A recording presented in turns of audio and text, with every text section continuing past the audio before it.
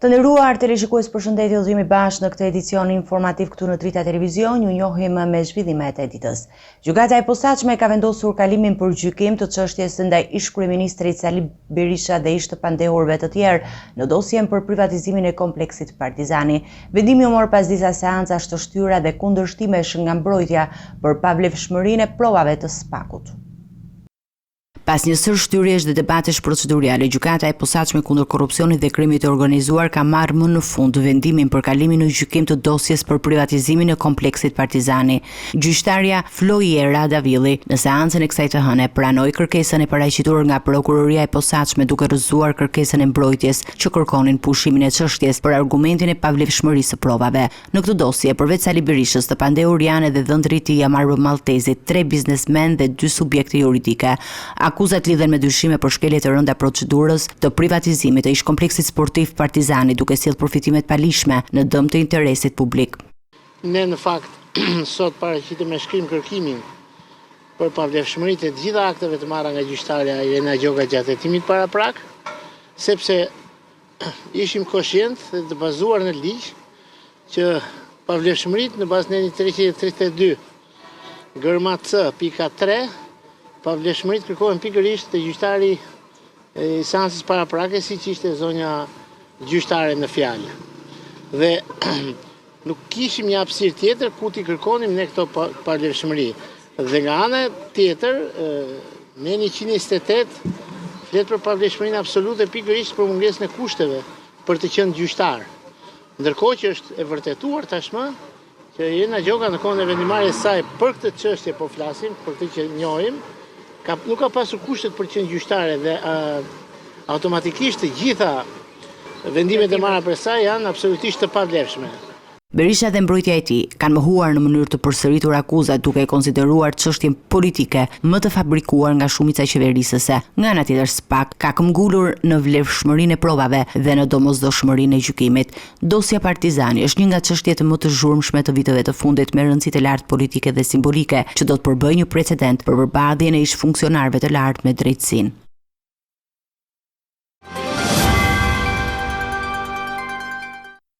Kreu i Partisë Demokratike Sali Berisha ka akuzuar ashpër kryeprokurorin e SPAK-ut Altin Dumanin duke e bërë fajtor për mbrojtjen e krimit elektoral në zgjedhjet e fundit dhe për bashkëpunim me mazhorancën në manipulimin e rezultatit.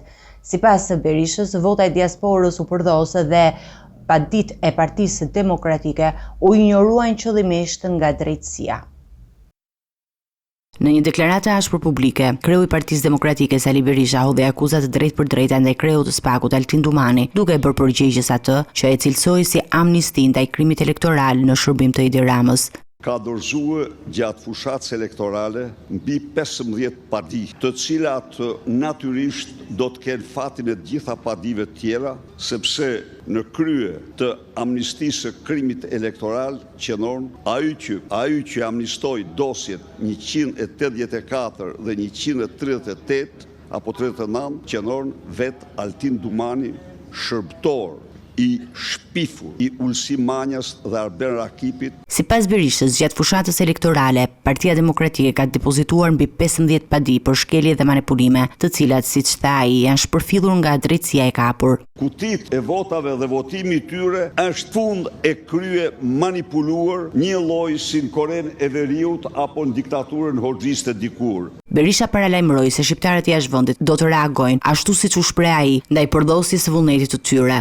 Diaspora ka votuar dhe të garantoj që diaspora kundër narkoshtetit do të dëgjoni ju, do të thot fuqishëm fjalën e saj, sepse përdosja që dhe shkelmimi që ju bë vullnetit të lirë të shqiptarëve në Europë do marrë përgjigje shembullore, por nga shqiptarët jashtë vendi. I pyetur nëse do të drejtoj seancën e parë të kuvendit si deputeti më i vjetur në moshë, Berisha e përjashtoi kategorikisht një skenar të tillë, duke theksuar se betejë e tij politike do të vazhdojë deri në rikthimin e votës së lirë për shqiptarët.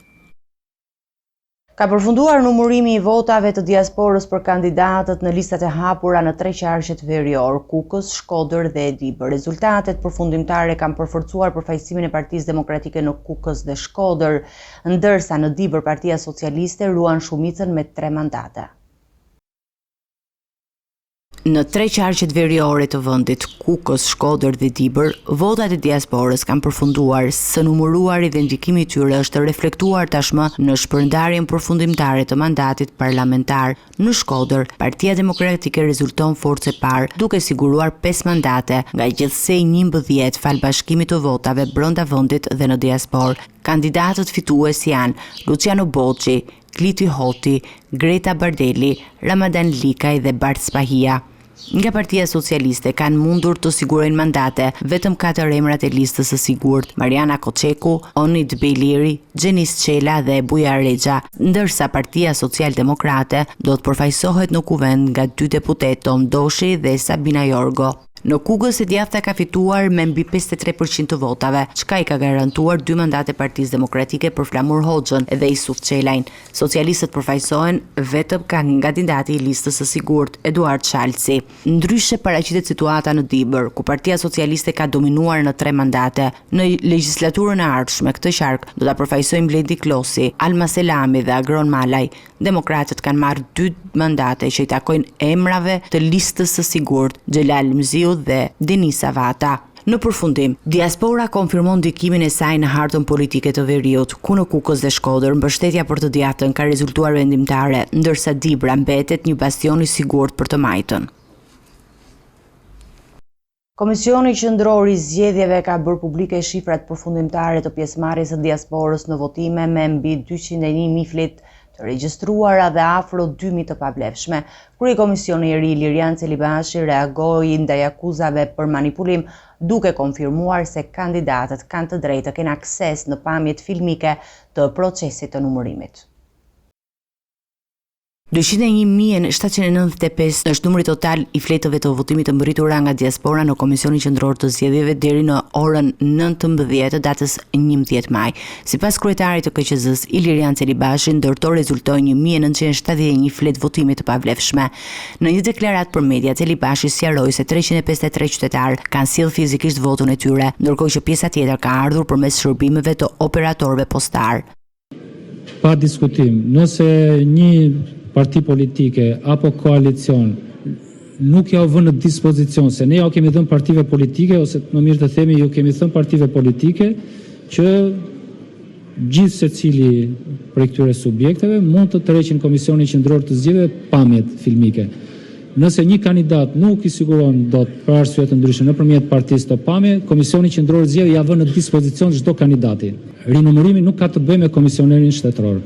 Pretendimet për manipulim gjatë numërimit të votave nga jashtë kanë çuar në kërkesën për rinumërim apo transparencë shtesë nga disa kandidatë. Celibashi u ndal edhe te mundësia e pavlefshmërisë së votimit në rast shkeljesh ligjore.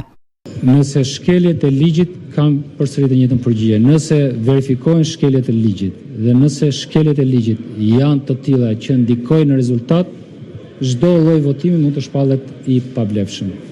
Celibashi sqaroi që prej mbërritjes së zarfave në KQZ nuk është konstatuar asnjë shkelje, por pranoi se procesi i votimit nga diaspora mbetet i vështirë për të kontrolluar në mënyrë të plotë. Ministri i Drejtësisë Ulci Manja prezantoi në Prokurinë e Përgjithshme rekomandimet e qeverisë në luftën kundër krimit, për prokurori i posaçëm Altin Dumani hodhi poshtë të përgjithshme, subjektive dhe të zbatueshme me vështirësi. Ndërkohë kreu i Prokurisë së Përgjithshme Olsian Çela kërkoi forcimin e kapaciteteve njerëzore në prokuritë e jurisdiksionit përgjithshëm. 8 shtyllat që synojnë rritjen e efektivitetit në luftën kundër krimit dhe korrupsionit. Kështu i prezantoi qeveria përmes ministrit të drejtësisë Ulci Manja rekomandimet që sipas tij duhet të udhëheqin sistemin e drejtësisë në fazën e re të reformës. Unë ju ftoj që këto rekomandime t'i merrni në konsiderat në planifikimin dhe përmbushjen e detyrave tuaja për vitin 2025, sepse pa një prokurori efikase, të paanshme dhe të përkushtuar, nuk mund të ketë drejtësi funksionale, as siguri, as shpresë për një të ardhme evropiane. Nuk kërkojmë perfekcion, por kërkojmë përpjekje maksimale të përbashkëta, përkushtim profesional dhe angazhim të ndershëm në shërbim të ligjit dhe qytetarëve. Po në të njëjtin takim, kreu i SPAK Altin Dumani e vuri në dyshim efektivitetin e këtyre rekomandimeve duke ngritur pikpyetje për mungesën e qartësisë dhe mbështetjes me të dhëna. Këshillet e Ministrave në luftën kundër kriminalitetit janë pjesë e punës së përditshme të prokurorëve të prokurisë së posaçme, besoj edhe të prokurorëve të jurisdiksionit të përgjithshëm dhe ne si institucion përpiqemi që këto rekomandime të gjejnë zbatim në punën e institucionit, madje në raportimet vjetore që ne bëjmë, japim edhe një përshkrim se si është reflektuar përmbushja e këtyre rekomandimeve të Këshillit të Ministrave. Megjithatë, pasi jemi njohur me rekomandimet, nuk mund të rri pa thënë disa disa gjetje tonat. Për shembull, do të them se rekomandimet nuk shoqërohen me të dhëna statistikore, analizë krahasuese apo tregues konkret që justifikon nevojën për ndërhyrje. Kjo mungesë e bazës empirike dhe metodologjisë së qartë i bën rekomandimet të duken subjektive dhe vështirë të matshme, sidomos për institucion si SPAK që funksionon mbi bazën e efikasitetit, rezultateve dhe besueshmërisë publike. Gjithashtu, rekomandimet në një pjesë të tyre përdorin terma të përgjithshme si jetime proaktive, përdorimi efektiv i dënave, forcimi i qasjes strategjike, por nuk ofrojnë asnjë përkufizim operacional apo kuptim të qartë për to. Kjo krijon pasiguri dhe për zbatimin praktik dhe mund të çojë në interpretim të ndryshëm nga institucionet zbatuese. Dubani paralajmëroi edhe për rrezikun e mbingarkesës burokratike nëse futen mekanizma të rinj, kontrolli pa analizë paraprake. Në të njëjtin takim, prokurori i përgjithshëm Olsian Çela vuri theksin tek nevoja urgjente për përforcimin e stafit në prokurorinë e jurisdiksionit përgjithshëm. Përplasjet me qëndrime mes qeverisë dhe drejtësisë vinë në një moment kur sfida e zbatimit të reformës në drejtësi është në qendër të vëmendjes kombëtare dhe ndërkombëtare.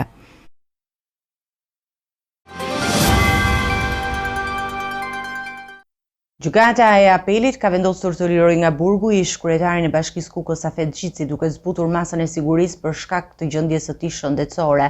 Ai do të vuajë pjesën e mbetur të dënimit në kushtet e qëndrimit në shtëpi me mbikëqyrje. Pas më shumë se 10 muajsh pas hekurave, ish-krye bashkiaku i Kukësit Safet Xhici është liruar nga burgu.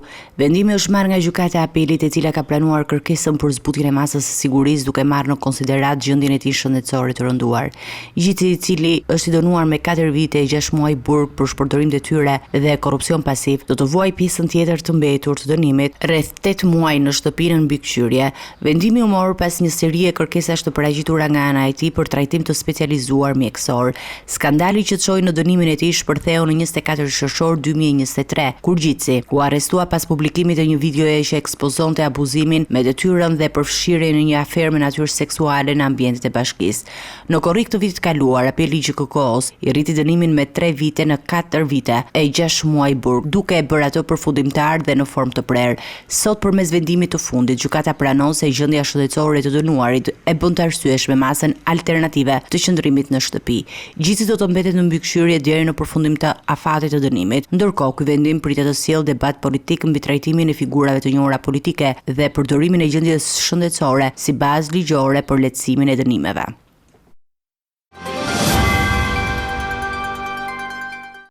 Një 57 vjeçar i arrestuar për tentativë vrasje ndaj një punojësi të Inspektoratit të Mbrojtjes së Territorit i ka dhënë fund jetës brenda qelisë së burgut të Fushkrujës. Sipas të dhënave zyrtare, ai është gjetur i vetvrarë gjatë natës nga bashkëvuajtësit. Një ngjarje e rëndë shënuar në orët e para të mëngjesit në burgun e Fushkrujës. Qani Muça, 57 vjeç, i cili ndodhej në paraburgim për akuzën e vrasjes së mbetur në tentativë ndaj funksionarëve publik, është gjetur pa jetë në dhomën e tij të paraburgimit.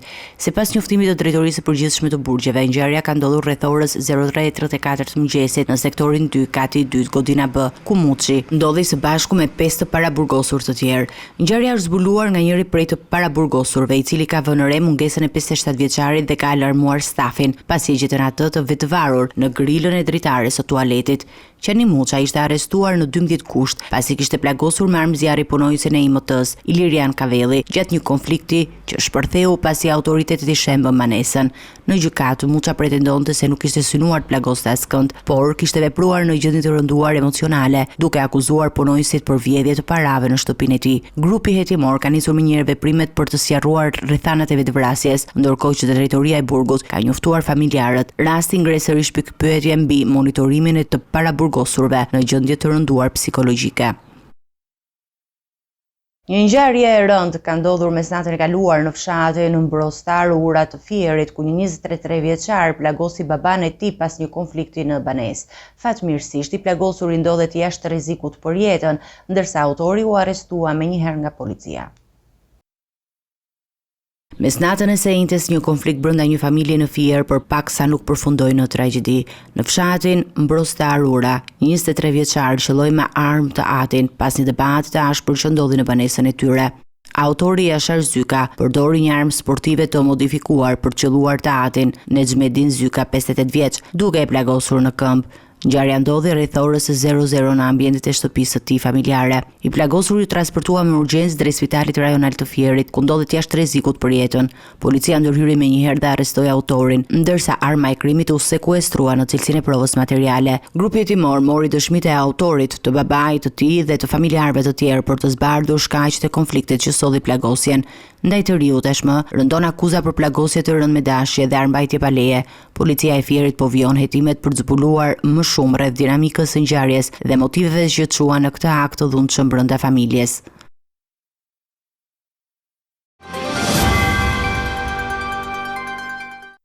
Gjykata e posaçme e apelit ka lënë në fuqi dënimin për Leonard Luzin, Amarildo Nikodhin dhe Muharrem Koroveshin, të akuzuar për porositjen dhe përpjekjen për atentat ndaj Ines Hajrullaz dhe Ervis Matodoshajt në Vlorë. Krimi u parandalua nga policia, ndërsa të pandehurit do të vuajnë dënimin që variojnë deri në 10 vite burg. Tretë akuzuarit për një atentat të porositur në qytetin e Vlorës do të qëndrojnë pas hekurave. Gjykata e posaçme e apelit la në fuqi vendimin e shkallës së parë për Leonard Luzin, Amarildo Nikodhin dhe Muharrem Koroveshin, të dyshuar si autor dhe porositës të një krimi të mbetur në tentativë. Leonard Luzi është dënuar me 7 vite e 4 muaj burg, Amarildo Nikodhi me 2 vite e 9 muaj, ndërsa Muharrem Koroveshi me 10 vite burg. Sipas hetimeve të Spakut, Luzi në 8 gusht 2023 ka porositur vrasjen e Ines Hajrullës dhe shokut e tij Ervis Matodashaj. Krimi është parandaluar nga ndërhyrja e policisë. Amarildo Nikodhi u kap me armë zjarri të gatshme për përdorim, ndërsa dyshohet se ishte paguar për të ekzekutuar atentatin. Ky ishte atentati i tretë që Hajrulla, i njohur në Vlorë me përplasjet me grupe të rivale, arriti të shpëtonte. Në fillim Nikodhi u arrestua për mbajtje pa leje të armëve dhe municioneve, por më pas hetimi zbuloi prapavijën kriminale të çështjes. Dëshmitë dhe provat e mbledhura zbuluan lidhjen mes autorëve, pagesën për atentatin dhe përpjekje për eliminim fizik të Hajrullës. Vendimi i apelit përforcon hetimin e strukturës speciale dhe e çon çështjen drejt fazës së vuajtjes së dënimit.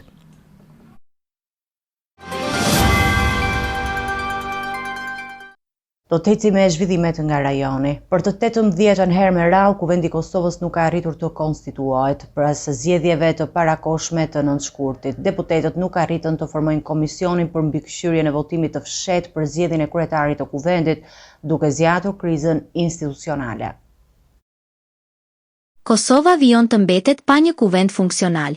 Për të 18-ën herë me radhë tentativa për konstituimin e legjislaturës së re, ka dështuar ndërsa deputetët refuzuan për të 10-ën herë formimin e komisionit që do të mbikëqyrte votimin e fshehtë për kryeparlamentarin. Kryesuesi i seancës Avni Dehari bëri një tjetër thirrje për konsultime me partitë politike, por pa ndonjë rezultat konkret. Propozimi i tij i mëparshëm për të mbajtur seanca vetëm një herë në javë nuk u mbështet nga grupet parlamentare. Seanca e së hënës u ndërpres dhe pritet të rifillojë më 21 maj në orën 11.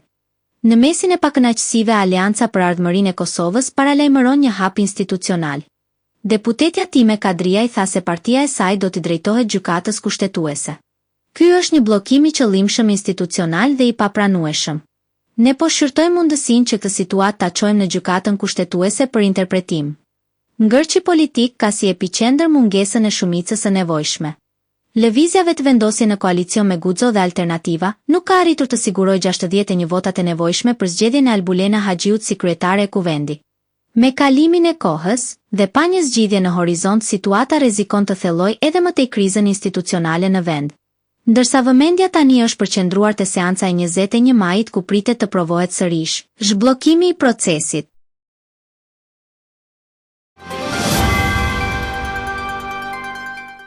Të nderuar teleshikues, do të njihemi me parashikimin e motit. Territori shqiptar për datën 20 maj do të ndikohet nga kushte atmosferike të qëndrueshme, me mot të kthjellët dhe intervale të gjata me diell në pjesën më të madhe të vendit. Në zonat malore lindore, pasditja mund të sjellë vranësira kalimtare, por pa rreshje. Temperatura minimale pritet të zbresë deri në 10 gradë Celsius, ndërsa ajo maksimale pritet të arrijë deri në 27 gradë Celsius në zonat e ulta perëndimore dhe jugore. Era do të fryjë lehtë deri mesatare nga drejtimi jugor me shpejtësi 6 deri 11 metër për sekond, ndërsa përgjatë bregdetit mund të arrijë deri në 13 metër për sekond. Deti parashikohet me dallgëzim të ulët 2 deri në 3 ball. Temperaturat minimale dhe maksimale për disa nga qytetet kryesore të Shqipërisë do të jenë si më poshtë. Shkodër, 11 deri në 26 gradë Celsius. Kukës, 9 deri në 24 gradë. Peshkopi, 8 deri në 22 gradë Celsius. Tiranë, 13 deri në 27 gradë. Durrës, 14 deri në 26 gradë. Kavaj, 13 deri në 25 gradë. Elbasan, 12 deri në 26 gradë Celsius. Berat, 12 deri në 27 gradë. Korç, 8 deri në 21 gradë. Vlorë, 15 deri në 25 gradë Celsius. Gjirokastër, 13 deri në 26 gradë. Sarand, 15 deri në 25 gradë Celsius. Territori i Kosovës për datën 20 maj do të karakterizohet nga moti kthjellët, me diell gjatë gjithë ditës dhe ndonjë vranësirë kalimtare në relievet lindore. Temperaturat vijojnë të jenë të larta për stinën. Temperatura minimale do të zbresë deri në 6 gradë Celsius, ndërsa ajo maksimale do të arrijë deri në 22 gradë Celsius. Era do të fryjë lehtë nga drejtimi juglindor me shpejtësi mesatare prej 5 deri 10 metër për sekond dhe në disa lugina deri në 12 metër për sekond. Temperaturat minimale dhe maksimale për disa nga qytetet kryesore të Kosovës do të jenë si më poshtë. Mitrovica, 6 deri në 20 gradë Celsius. Podujev, 6 deri në 19 gradë. Skënderaj, 6 deri në 19 gradë Celsius. Pej, 7 deri në 21 gradë. Prishtinë, 6 deri në 21 gradë Celsius. Gjakov, 8 deri në 21 gradë. Malishev, 7 deri në 20 gradë. Gjilan, 6 deri në 20 gradë. Ferizaj, 6 deri në 20 gradë Celsius. Kaçanik, 7 deri në 19 gradë Celsius. Suharek, 8 deri në 20 gradë. Prizren, 8 deri në 21 gradë Celsius. Ishte gjithçka e përgatitur në këtë edicion informativ. Ju faleminderit për vëmendjen tuaj. Bashkë të takohemi në edicione të tjera. Deri atëherë, miru takofshë.